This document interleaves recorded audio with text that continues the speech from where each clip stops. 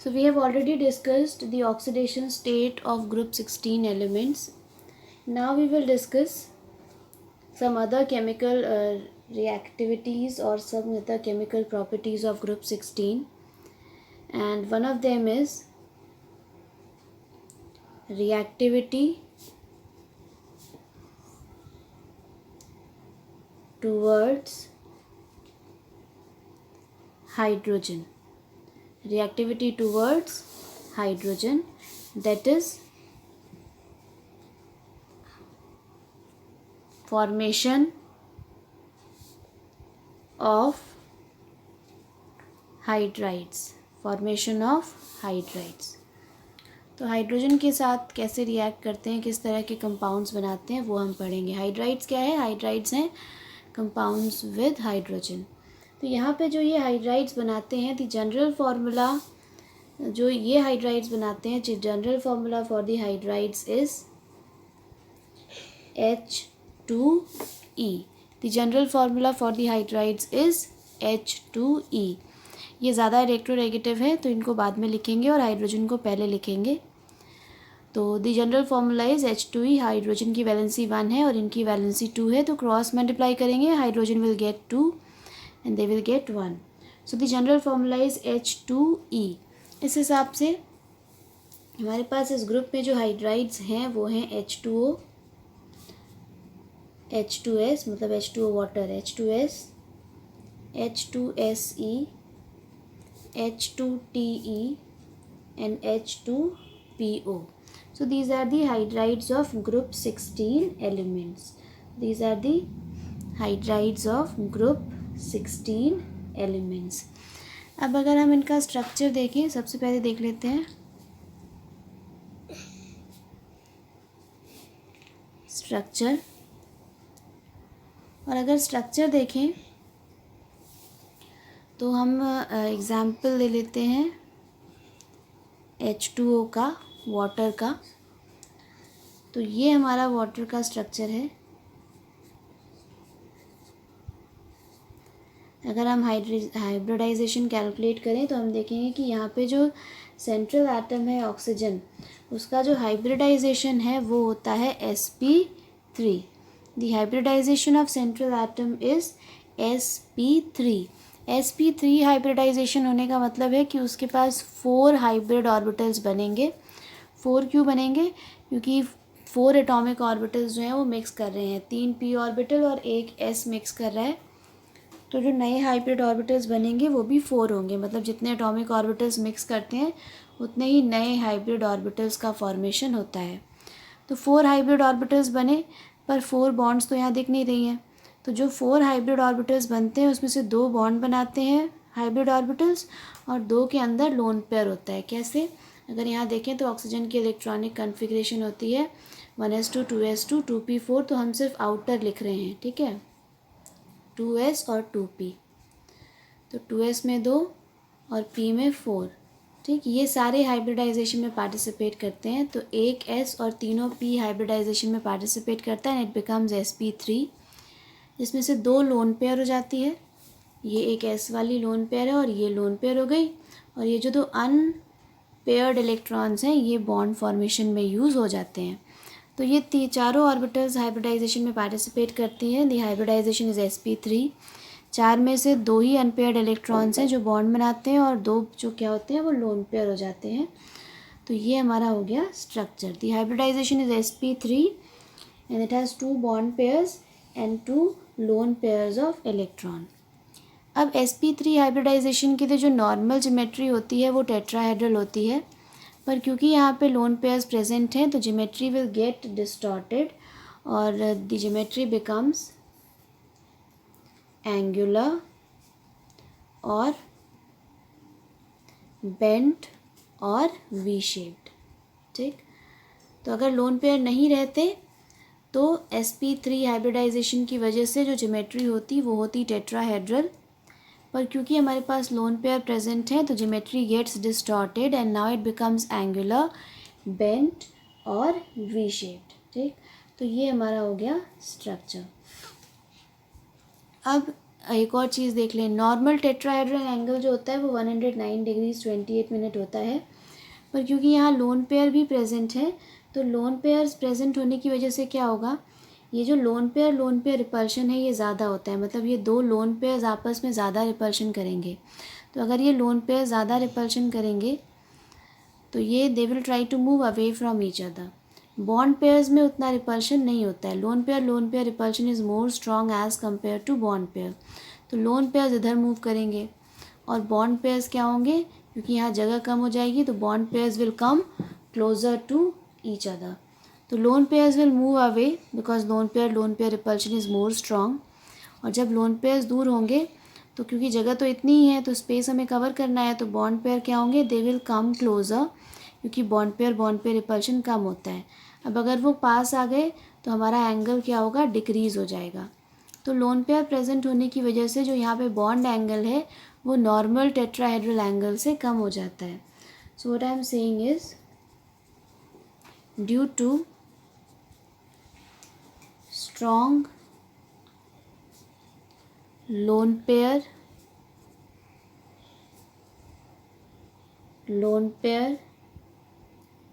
repulsion, then bond pair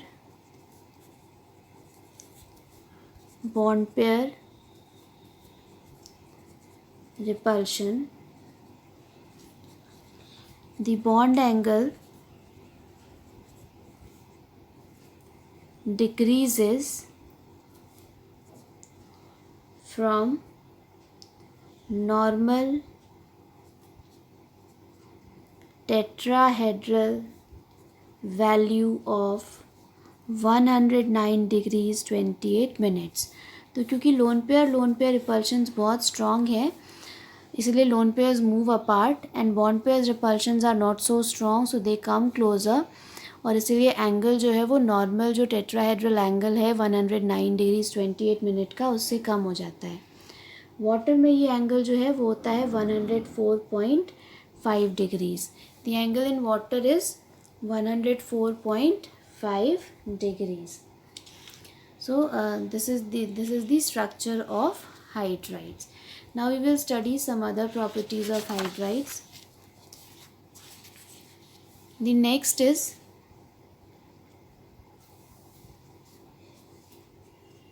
bond angle की बात करेंगे, बॉन्ड एंगल, ठीक है। अब अगर हम बॉन्ड एंगल्स लिख लें तो ये वाटर हो गया H2S, H2SE, H2TE। एंगल्स लिखें तो 104.5 degrees, 92.1 degrees, 91 degree and 90 degree.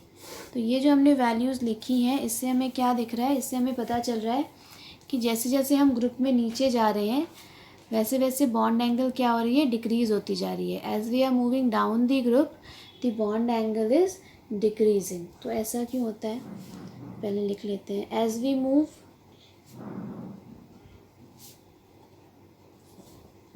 Down the group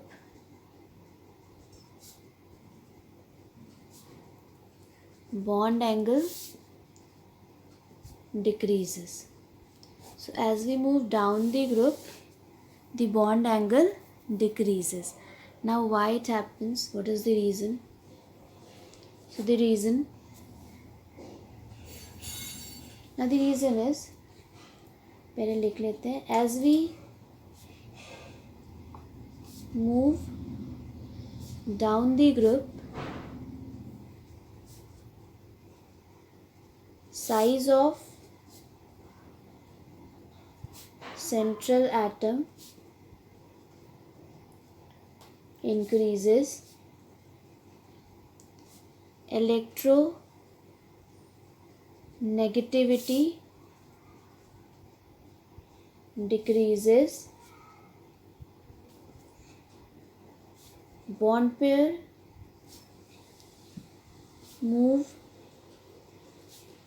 away from central atom, repulsion between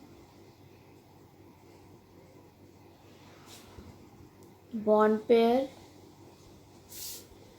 decreases and therefore bond angle decreases. तो क्या होता है, जब हम डाउन दी ग्रुप जाते हैं तो जो सेंट्रल एटम है, सेंट्रल एटम मतलब इसमें कौन है, ऑक्सीजन, सल्फर, सेलेनियम, टेल्यूरियम. तो जब हम ग्रुप में नीचे आते हैं तो धीरे धीरे जो सेंट्रल एटम है उसकी साइज़ बढ़ने लगती है. साइज़ बढ़ने के साथ सेंट्रल एटम जो होता है उसकी जो इलेक्ट्रोनेगेटिविटी होती है वो कम होने लगती है. अब ये हमारा सेंट्रल एटम है, ठीक है. इसकी इलेक्ट्रोनेगेटिविटी अगर कम होगी तो इलेक्ट्रॉन को अट्रैक्ट करने की इसकी टेंडेंसी भी कम हो जाएगी. तो अगर इसकी इलेक्ट्रोनेगेटिविटी कम हुई तो ये बॉन्ड पेयर्स को अपनी तरफ ज़्यादा अट्रैक्ट नहीं करेगा. तो बॉन्ड पेयर जो है वो सेंट्रल एटम से दूर हो जाएंगे. अगर बॉन्ड पेयर सेंट्रल एटम से दूर हो गए तो उनके बीच में जगह बढ़ जाएगी, और अगर उनके बीच में स्पेस बढ़ गई तो उनके बीच में रिपल्शन जो है वो कम हो गया. अब they are not very close to ना, तो इलेक्ट्रॉन डेंसिटी जो है वो कम हो गई. तो इलेक्ट्रॉन डेंसिटी कम होने की वजह से क्या हुआ, रिपल्शन कम हो जाता है, और रिपल्शन कम होता है तो bond pairs move closer to each other and the bond angle decreases. ठीक है, बॉन्ड पेयर्स दूर जाते ही क्यों है, या लोन पेयर्स दूर क्यों जाते हैं, क्योंकि उनके बीच में रिपल्शन होता है. जितना ज़्यादा रिपल्शन होगा वो उतना ज़्यादा दूर जाएंगे और उतनी ज़्यादा उनके बीच में एंगल होगी. पर यहाँ क्या हो रहा है कि सेंट्रल एटम की इलेक्ट्रोनेगेटिविटी डिक्रीज़ होने की वजह से बॉन्ड पेयर दूर चले गए हैं, और इसलिए इलेक्ट्रॉन डेंसिटी यहाँ कम होने की वजह से रिपल्शन कम हो जाती है, और रिपल्शन कम होने के बाद bond pairs move closer and the bond angle decreases. So as we move down the group, the bond angle decreases, and this is due to decrease in the electronegativity of the central atom, due to which bond pairs move away from the central atom, and therefore the repulsion between the bond pairs decreases and therefore bond angle also decreases. तो जैसे जैसे नीचे जाते हैं atom की size बढ़ती है, central atom की इलेक्ट्रोनेगेटिविटी कम होती है, बॉन्ड पेयर सेंट्रल एटम से दूर हो जाते हैं, उनके बीच में रिपल्शन कम हो जाता है, और इसीलिए उनका बॉन्ड एंगल भी डिक्रीज हो जाता है. So this was the trend for bond angle of hydrides of group 16. Now the next is physical state. The next is physical state. Physical state देखें तो H2O जो है वो लिक्विड है, ठीक है, और जो अदर हाइड्राइड्स हैं वो गैसेस हैं, ठीक है, और ये सारे के सारे वोलाटाइल हैं. All are volatile. They all are volatile, that is they can go to gas phase. मतलब water is liquid at room temperature but it can go to gas phase also. तो फिजिकल स्टेट देखें तो पहला जो है H2O वो liquid है, बाकी सारे मेंबर्स जो हैं वो गैस हैं, and they all are volatile. Now the next property is boiling point. ठीक है, the next property is boiling point. ना बॉइलिंग पॉइंट, अगर जनरल ट्रेंड देखें बॉइलिंग पॉइंट का, the general trend is, what is the general trend, the general trend is boiling point increases down the group. Boiling point increases down the group. Down the group मतलब जब हम group में नीचे जाते हैं तो boiling point hydrides का बढ़ता है. क्यों बढ़ता है? Now again when we move down the group, central atom की साइज़ बढ़ रही है तो मॉलिक्यूल का साइज़ बढ़ने लगता है. साइज़ बढ़ने से सरफेस एरिया बढ़ता है, और सरफेस एरिया बढ़ने से वैन डर वाल्स फोर्सेस की स्ट्रेंथ जो है वो बढ़ती है, और इसलिए बॉइलिंग पॉइंट बढ़ता है. ये हम कई बार डिस्कस कर चुके हैं. ठीक है, तो क्यों होता है, रीज़न लिख लेते हैं. What is the reason for that? So boiling point increases down the group. Why it increases? What is the reason? As we move down the group, size of central atom increases, molecular size increases, and Therefore,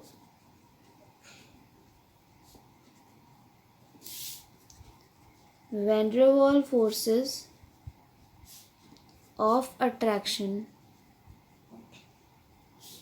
increases. जब हम group में नीचे जाते हैं तो size बढ़ती है central atom की, जिसकी वजह से मॉलिक्यूल की साइज़ बढ़ती है और साइज़ बढ़ने से सरफेस एरिया बढ़ता है और वैन डर वाल्स फोर्सेस की स्ट्रेंथ जो है वो बढ़ जाती है, इसलिए down the group boiling point increase करती है. अब अगर down the group boiling point increase करती है तो ग्रुप में सबसे कम बॉइलिंग पॉइंट जिस हाइड्राइड का होना चाहिए वो है H2O. ठीक है, तो डाउन द ग्रुप इंक्रीज़ कर रही है, इसका मतलब नीचे जाएंगे तो बढ़ेगी. तो अगर नीचे जाने पे बढ़ रही है तो जो सबसे पहले आ रहा है H2O, इसकी बॉइलिंग पॉइंट जो है वो सबसे कम होनी चाहिए. ठीक है, पर ऐसा नहीं होता है. रियलिटी क्या है? रियलिटी ये है कि H2O जो है उसकी बॉइलिंग पॉइंट जो है वो सबसे ज़्यादा है. मतलब अगर हम ऑर्डर देखें, what is the order for boiling point? So the real order for boiling point is order of boiling point. Order is H2S, H2SE, H2TE and H2O. This is the increasing order. H2S का है 213 kelvin, इसका है 232 kelvin, इसका है 269 kelvin और water का तो हम सबको पता है that is 373 kelvin. So this is the order of boiling point, this is the increasing order. तो सल्फ़र से लेकर टेल्यूरियम तक तो कोई प्रॉब्लम नहीं है. सल्फ़र से टेल्यूरियम तक जा रहे हैं तो बॉइलिंग पॉइंट इंक्रीज़ कर रही है. एक्सेप्शन कौन शो कर रहा है? एक्सेप्शन शो कर रहा है वाटर. वाटर क्योंकि सबसे पहला हाइड्राइड है तो उसका सबसे कम होना चाहिए था बॉइलिंग पॉइंट, पर उसकी बॉइलिंग पॉइंट सबसे ज़्यादा है. तो here this is an exception. ठीक है, ये क्या है? एक्सेप्शन है. ठीक है, क्यों है एक्सेप्शन भाई? Y water has highest boiling point in its group? That is क्यों एक्सेप्शन? अच्छा, क्वेश्चन भी लिख सकते हैं कि Y water has highest boiling point among the hydrides of group 16. Group 16 के हाइड्राइड्स में वाटर की बॉइलिंग पॉइंट सबसे ज़्यादा क्यों है? तो सबसे ज़्यादा क्यों है? सबसे ज़्यादा इसलिए है क्योंकि जो वाटर है वो हाइड्रोजन बॉन्ड्स बना सकता है. हम पहले भी डिस्कस कई बार कर चुके हैं कि हाइड्रोजन बॉन्ड कब बनती है? When hydrogen is attached to oxygen, fluorine and nitrogen. ठीक है, और यहाँ वाटर में क्या हो रहा है? Oxygen is attached, hydrogen is attached to oxygen. तो वाटर जो है वो हाइड्रोजन बॉन्ड्स बना सकता है. तो वैन डर वाल्स फोर्सेस जो दूसरे हैं उसके साथ साथ हमें एडिशनल हाइड्रोजन बॉन्ड्स भी ब्रेक करने पड़ते हैं, और जो एडिशनल हाइड्रोजन बॉन्ड्स हैं उनको ब्रेक करने के लिए ज़्यादा एनर्जी सप्लाई करनी पड़ती है और इसलिए वाटर का बॉइलिंग पॉइंट बढ़ जाता है. तो क्या मैं कह रही हूँ? वाटर हाइड्रोजन बॉन्ड बना सकता है. तो जब हम हीट करते हैं उसको तो जो बाकी वैन डर वाल्स फोर्सेस हैं उनको तो ब्रेक करना ही पड़ता है, साथ में हमें कुछ एक्स्ट्रा बॉन्ड्स ब्रेक करने पड़ते हैं, हाइड्रोजन बॉन्ड्स जो वाटर में प्रेजेंट हैं. उन एक्स्ट्रा हाइड्रोजन बॉन्ड्स को ब्रेक करने के लिए हमें ज़्यादा एनर्जी सप्लाई करनी पड़ती है और इसलिए वाटर का बॉइलिंग पॉइंट जो है वो ज़्यादा होता है. So what is the reason? Reason क्या है? Water that is H2O can form hydrogen bonds. ठीक है, वो H2O जो है वो क्या कर सकता है? वो हाइड्रोजन बॉन्ड्स का फॉर्मेशन करता है, इसीलिए उसकी बॉइलिंग पॉइंट जो है वो सबसे ज़्यादा होती है. और कौन सी टाइप की हाइड्रोजन बॉन्ड्स बनाता है वो बनाता है इंटरमॉलिक्यूलर. यहाँ लिख देती हूँ, intermolecular.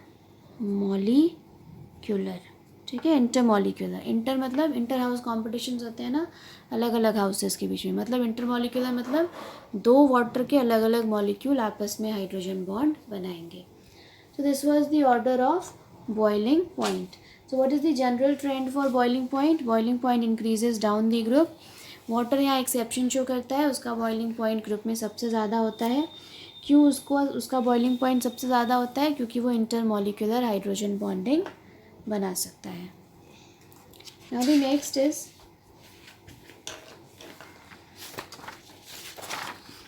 Next property is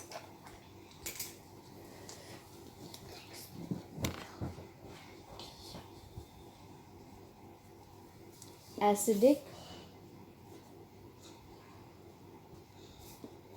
character. The next property is acidic character. Now all these hydrides are weak, diprotic और diabasic acids. तो ये सारे के सारे वीक एसिड होते हैं और ये डायाबेसिक होने का मतलब ये 2 H+ आयंस दे सकते हैं. Of course they can give 2 H+ ions. ये H2 है ना सब में, तो 2 H+ आयंस ये दे सकते हैं. सो दे आर डायाबेसिक और diprotic and they are very weak acids. ठीक है. Now what is the trend for the acidic character? क्या ट्रेंड ये फॉलो करते हैं? ट्रेंड जो ये फॉलो करते हैं वो ये है कि acidic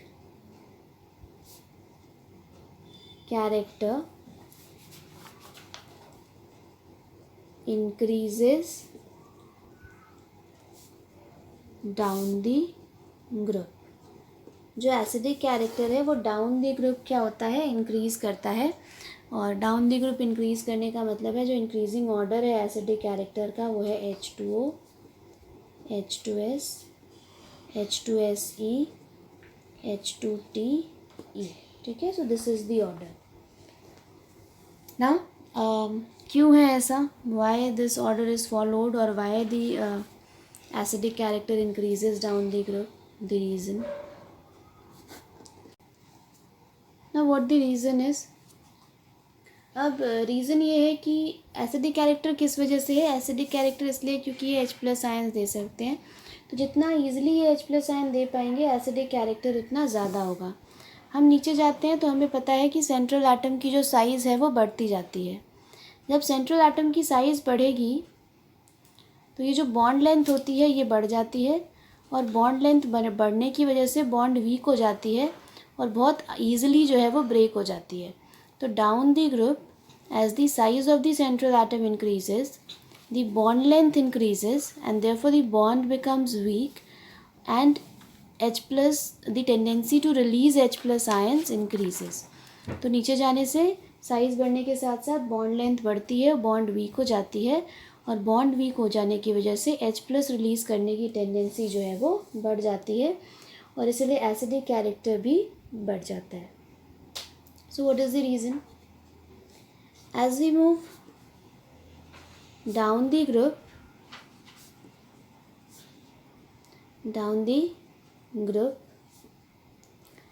the size of atom increases, bond length increases and bond strength decreases. Therefore, tendency to release hydrogen as proton increases. तो जैसे जैसे हम ग्रुप में नीचे जाते हैं सेंट्रल एटम की साइज़ बढ़ने के साथ बॉन्ड की लेंथ जो है वो बढ़ती जाती है और बॉन्ड लेंथ बढ़ने से बॉन्ड वीक हो जाती है और इसलिए उसके बाद बॉन्ड ब्रेक करके H+ रिलीज़ करने की टेंडेंसी बढ़ जाती है. साइज़ के साथ ऑफ कोर्स बॉन्ड लेंथ बढ़ेगी. ये 2 छोटे एटम हैं तो इनके सेंटर्स को ज्वाइन करेंगे तो छोटी लाइन बनेगी ना, तो इनकी बॉन्ड लेंथ कम है. बड़े एटम्स को ज्वाइन करेंगे, बड़ी लाइन बनेगी तो इनकी बॉन्ड लेंथ ज़्यादा है. ठीक है. तो this is the general trend for acidic character. Acidic character increases down the group. Now the next is thermal stability. The next is thermal stability. Now what is the trend for thermal stability? Thermal stability जो होती है उसका trend ये है कि it decreases down the group. Thermal stability decreases down the group. तो इस हिसाब से ऑर्डर जो होगा, ऑर्डर क्या हो जाएगा? ऑर्डर हो गया H2O, H2S, H2SE, H2TE। Reason same ही है। रीज़न क्या है? वही है, ग्रुप में नीचे जाते हैं तो बॉन्ड लेंथ बढ़ती है और बॉन्ड स्ट्रेंथ धीरे धीरे कम होने लगती है, और bond strength can be expressed in terms of bond dissociation enthalpy. तो बॉन्ड डिसोसिएशन एंथैल्पी भी कम होने लगती है। तो क्योंकि बॉन्ड स्ट्रेंथ कम हो गई है तो बॉन्ड जो है वो ईज़िली ब्रेक हो जाएगी।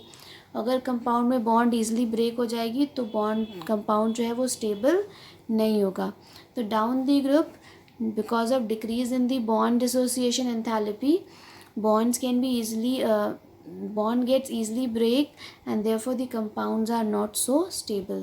तो नीचे जाते हैं, साइज़ बढ़ने की वजह से बॉन्ड वीक हो जाती है और वो आसानी से टूट सकती है, इसलिए नीचे जाते वक्त थर्मल स्टेबिलिटी, कंपाउंड की स्टेबिलिटी जो है वो कम होती जाती है।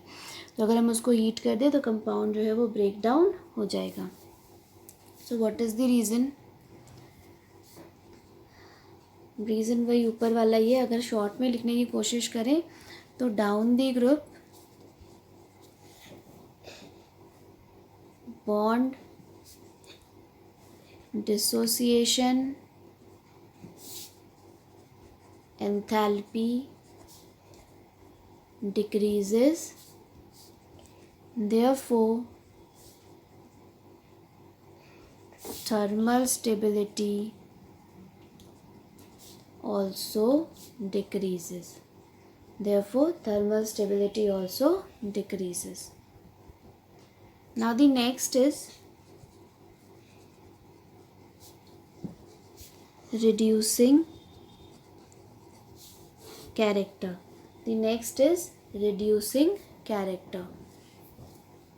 अब reducing character अगर देखें तो all the hydrides except water are reducing agents। all the hydrides of group 16 except water are reducing agent। Again वही बात है, तो सारे के सारे जो हैं वो रिड्यूसिंग एजेंट हैं वाटर को छोड़कर। ट्रेंड क्या है? ट्रेंड है उनका रिड्यूसिंग कैरेक्टर का। What is the trend? Reducing character increases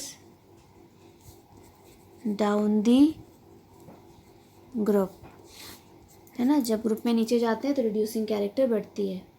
तो H2S, H2SE, H2TE। यहाँ पोलोनियम नहीं लिख रहे हैं, पोलोनियम रेडियो एक्टिव एलिमेंट है, मैंने स्टार्टिंग में बताया था। तो उसको हम जब हम उसकी रिएक्टिविटीज़ वगैरह डिस्कस कर रहे हैं तो उसके कंपाउंड्स को नहीं करते हैं। तो reducing character increases down the group, तो ये ऑर्डर है। क्यों भाई? वही चीज़ है सेम। जी नीचे जाते हैं, बॉन्ड वीक हो जाती है। बॉन्ड वीक हो जाएगी अगर तो आसानी से टूट जाएगी, आसानी से टूट जाएगी तो हाइड्रोजन निकल जाएगा, और अगर हम हाइड्रोजन दे पा रहे हैं तो we are acting as reducing agent. जितनी आसानी से हाइड्रोजन दे देंगे उतने ज़्यादा हम स्ट्रॉन्ग रिड्यूसिंग एजेंट होंगे। तो रीज़न इज़ सेम, ठीक है। तो रीज़न क्या हो जाएगा? Reason again is due to decrease in bond dissociation enthalpy down the group। So the reason is same, that is decrease in bond dissociation enthalpy down the group।